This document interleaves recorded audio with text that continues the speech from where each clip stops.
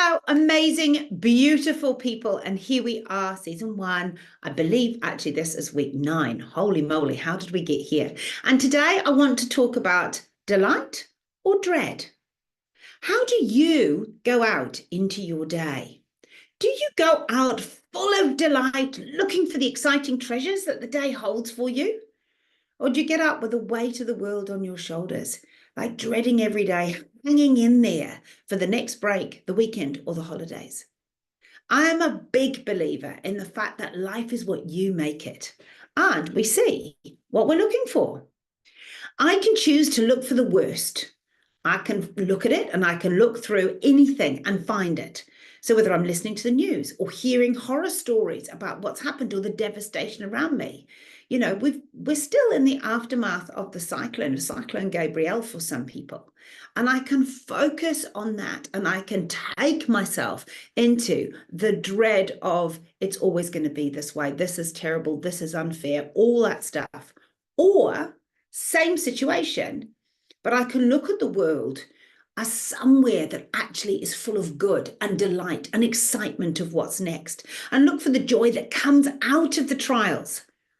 No one wants the bad stuff. I wouldn't wish any of the awful stuff on anyone. However, it's not what happens to us that counts. It's what we do with it. It's where we go from here that makes the difference.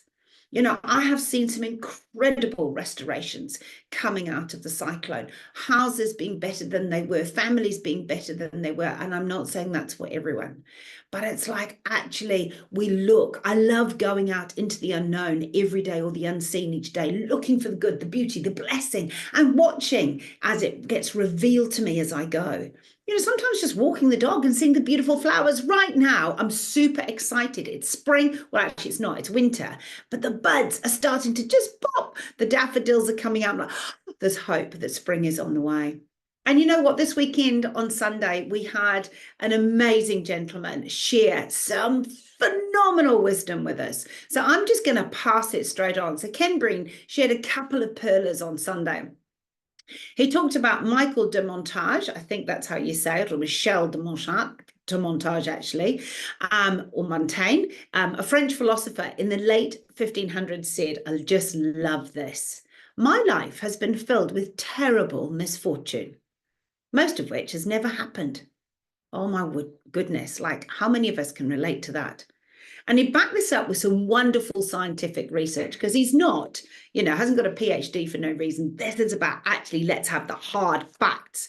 And so I'll pop the links in the chat. But ultimately, one of the facts that he shared with us is only 3% of what we worry about actually happens. Holy moly. So we're wasting 97% of our brilliant brain space focusing on stuff that's never going to happen, and it's unhelpful. Anyway, I'm not shouting at you. I'm just like, whoa.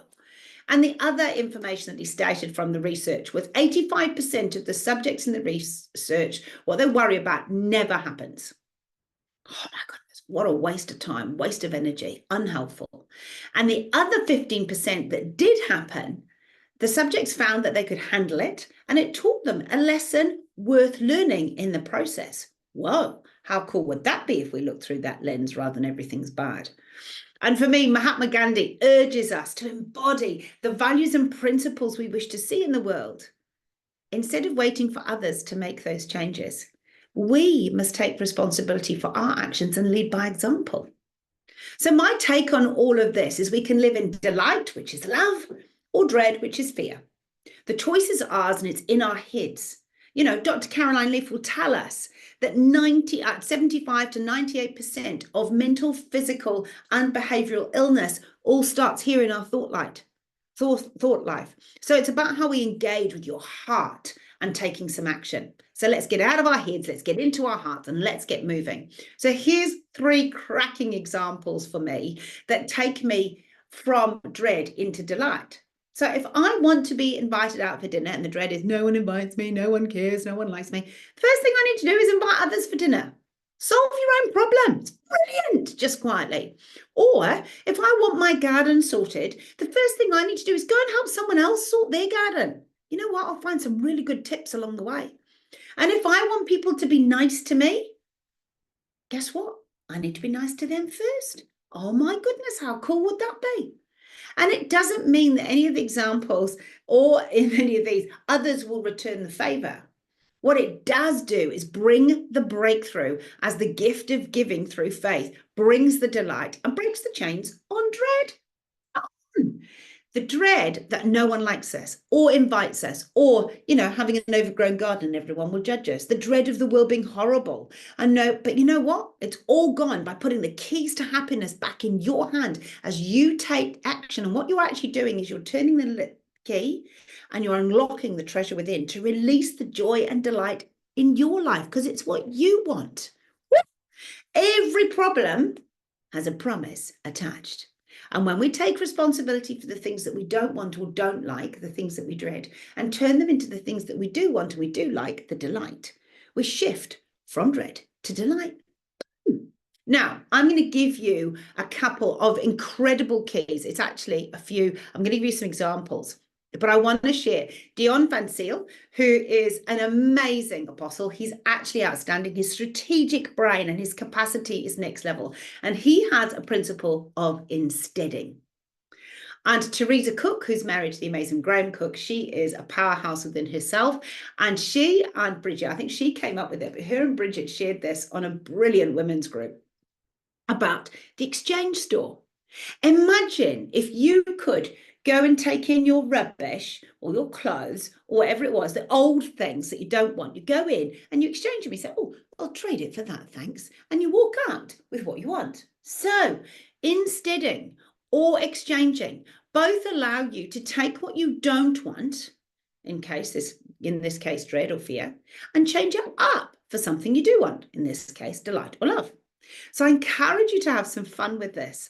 And there's just a super 7 of mind steadings or exchanges that have transformed my life and attitude. And they're just some fun ones. So the first one is smile. Look for the joy in all circumstances instead of being grumpy or frustrated. Laughter physically releases endorphins into your body that make you feel delightful. Bring it on. Even if you have to remove yourself from a room and go somewhere, might even be, so excuse me, I just need to go to the loo, and then go and watch a funny meme or think of something that brings you joy and then go back into the room. It changes and shifts the atmosphere from dread to delight. I love it. Number 2, drink water instead of black tea or coffee, either morning or night. It brings the delight, the clarity to my brain. When I drink water, I'm hydrated and I'm clearer in my thinking, I'm clearer in my body, rather than the cloudiness and dread of dehydration. Number 3, the delight of walking the dog twice a day and listening to a podcast.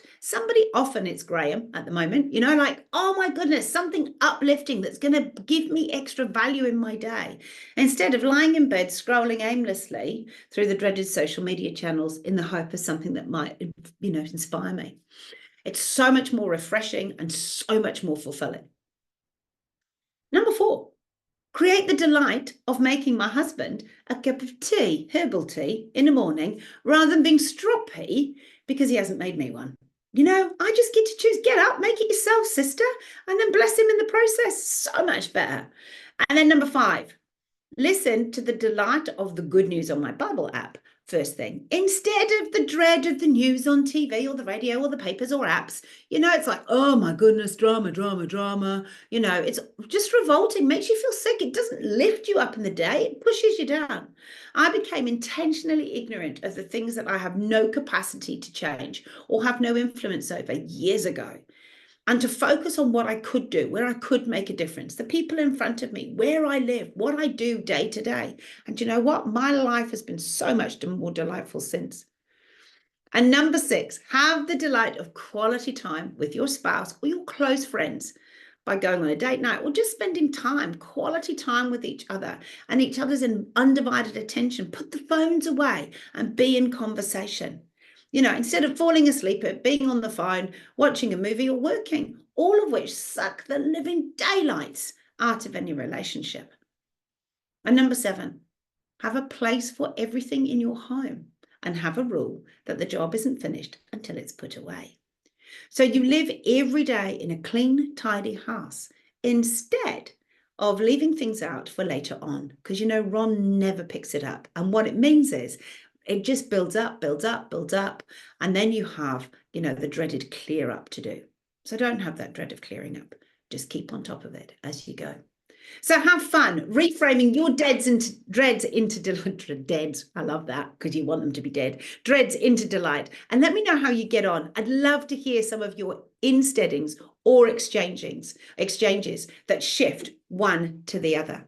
So I love you all. God bless you. You are amazing. And it has been a joy once again just to share some wisdom with you. I hope you find this helpful. Please let me know. Please comment on the YouTube channel, because we would love more people to receive this. We'd love more people to get to know and have fun in their lives, have delight and rejoice, rather than the other way around. So have an amazing, amazing day. We love you all. And I'm just trying to find out how to stop the recording, because I've just lost you all. How amazing is that? Hopefully it will come back. I love you. God bless you. Have fun.